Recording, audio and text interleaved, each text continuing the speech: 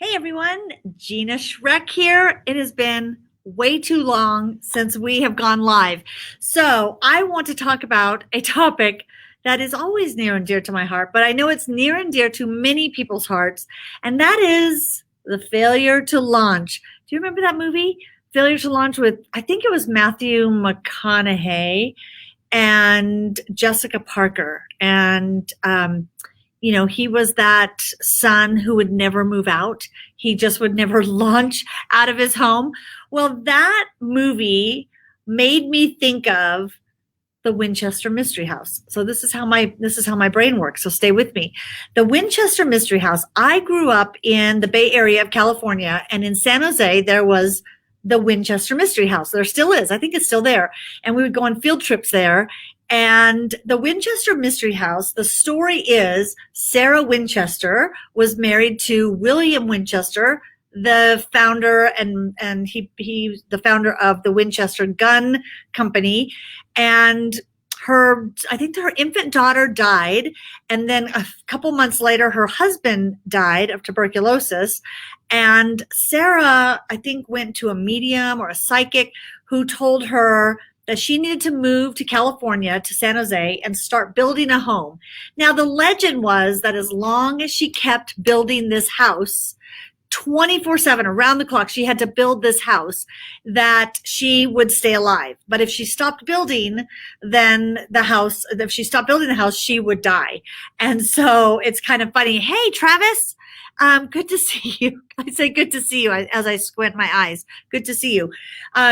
And this house had, oh gosh, it was like 24,000 square feet, an old Victorian house, this beautiful mansion in San Jose. But there were stairwells that went to nothing, that just went to a brick wall. There were 10,000 windows in the house. It's just this crazy house that she just kept building. And I thought it reminds me of so many people in business. They have an idea and they start building, they start planning, they start building, they start planning, they keep building, and pretty soon they're building stairways to nowhere, and they never really move into the house. They never actually live or launch, as that movie, Failure to Launch. And so it got me thinking of how often, whether it's a new business idea, whether it's a podcast, whether it's a video to go live on, I mean, for goodness sakes, at this point in time, we all should now be more comfortable being on videos. It seems like all we've done in the past few months is go live on videos, whether it's Zoom calls or Facebook Lives. And so we're getting more comfortable with being on videos. But there are so many people who plan and plan and plan, and they take a course. They pay somebody, they pay a coach to teach them all the things they need to do to get their program launched, or to launch that podcast, or to start their business.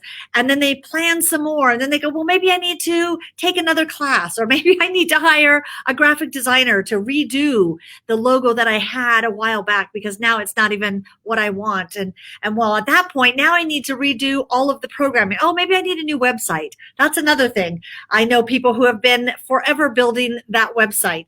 And we need to just launch. We need to stop the building, stop the planning, and just launch. And I always say you can't get great until you get started. I know if you listen to my podcast, I say that over and over and over. You can't get great until you get started. You just have to start. So I want to talk about a couple steps for those of you who might have that failure to launch syndrome going on. But Travis, so good to see you. Cray times. Nice to see you. Evolution. Pain leads to change, and change leads to advancements. Amen to that one. We can't tweak and improve if we don't just start. So I always talk about opening this co-working space, which, by the way, I just hung some black velvet drapes in here. I'm feeling pretty dramatic right now. Sitting in my dramatic theater here in the Village Workspace. But when I had the idea to even launch this business, I have the idea, I do some planning. I did take a course, an online course in co-working, and trying to learn all I could. But then I had to and even during that course, I put it out to the world. So I like to tell people, put a stake in the ground that you're going to do something, start planning, but then tell people, here's what I'm doing. so that there's some sort of accountability. Don't say someday I'm doing this. Here's when I'm launching this. Here's when I'm opening the doors. Now, my family got on my case saying I was doing the Fire Festival. If you've ever watched that video, frightening Fire Festival where the guy promoted something that never happened, and he took a bunch of money and he went to jail. So my family kept saying I was doing the Fire Festival because I kept saying, we're going to open January 2020. We're opening our co-working space. Actually, I think I probably said we were opening in November 2019. And then I had a banner made that said opening January 2020. And we were still under construction at that time. And we didn't actually open our doors until March, which was the perfect time to open a place to gather people. It's right before a world pandemic. And so, but I told people, and so I always say, put a stake in the ground, tell people that you're going to do something. And then what you want to do is every single day, you're taking the steps to make that date happen. And on that date that you say you're going to open the doors, or you're going to launch that podcast or that program, you open the door. Now, here's where you have to look at it and say, I can't get great until I get started. You have to know that when you first open, when you first launch, whether it's a book, whether it's a podcast, you're in beta. So if you have a course that you're launching, you run a beta program so that you can test and tweak. So you can see, I mean, even when we opened the space, we had to open the doors before we knew, oh, we need, to order, I don't know, something silly like, oh, we need more glassware than we thought we needed, or we need to have different lighting put in above all these desks over here. But we didn't know that until we opened the doors and people came in and sat down and were like, oh, we should fix this or we should tweak that. So you can't tweak until you get started and just launch. So that is always my advice, is just start, be in beta. Now I'm going to actually flip the coin here and say there are some people who try to launch a program or they write a book before they built an audience. So you want to make sure that in your planning stage, you need to look at it and say, as my friend Sarah Michelle would say, build your network before you need them. You can't launch, you can't open the door if you've done nothing to build an audience. So in your planning stage, ask yourself realistically, do I have an audience made up of just peers who will never purchase? I mean, there are a lot of people out there having lots of conversations on social media with big audiences of all friends. It's just a love fest that happens every day on their social media channels, but none of them will open their wallet and pay for your service. So you need to look at it and say, who is my audience? Are these friends and family members? Or are these people who will really become customers? And do I need to spend more time building my network? We're working with somebody who's an author who wrote a book. Then he hired us when his book was done. And I just was like beating my head against the wall, because you should start building your network 6 months to a year before your book is done. While you're writing your book, you want to build your audience, take your audience along for the ride, have your audience anticipate that book so that they are excited when it comes out and they're ready to purchase. If it's already finished, now you're trying to build an audience.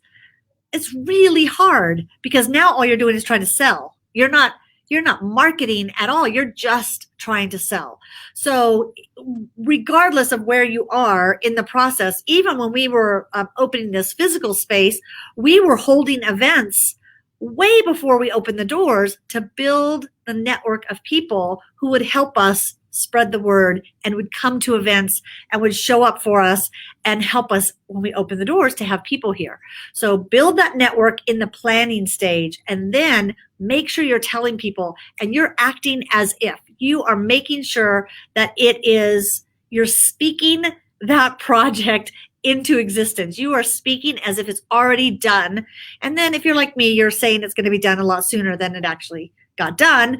But it's better than planning, building, and being like Sarah Winchester, who for 36 years, she built the Winchester Mystery House. For 36 years, she did construction until the day she died. They say that the day she died, the workers didn't show up the next day to the construction crew, but they were there every day for 36 years, kind of like the, Sagrada Familia in Spain. that it's been under construction for over 100 years and it's still under construction, this church, and designed by Gaudi, and it's amazing, but it's still not done. Don't be that project. You need to just put the line in the sand today on these projects that you've been spending so much time either getting ready to launch, or maybe it's right now you're getting ready to relaunch because of feeling like after COVID, maybe you felt like I had to shut things down, and now you're, okay, is this the right time? Will people be there? Put the line in the sand, pick the day, plan, and then launch in beta. You can stay in beta for a long time.